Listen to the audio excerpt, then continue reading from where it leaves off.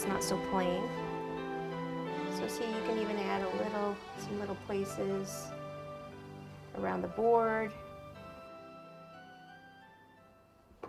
And we'll do the light green, some little puffs, a couple little flowers, and call it a day. Oh, and some dirt. Gotta have dirt, right? Centers.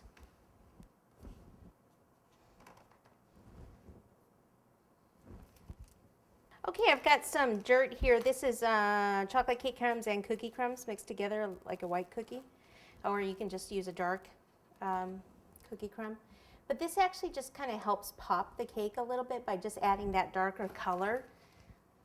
So look at it, you look at it now, and then let me do smaller scoops here, and then just take some of this extra dark kind of color, and I think it just kind of helps the whole thing come to life. Get a little bit up here. That's kind of too much on that spoon. I should probably have a smaller spoon.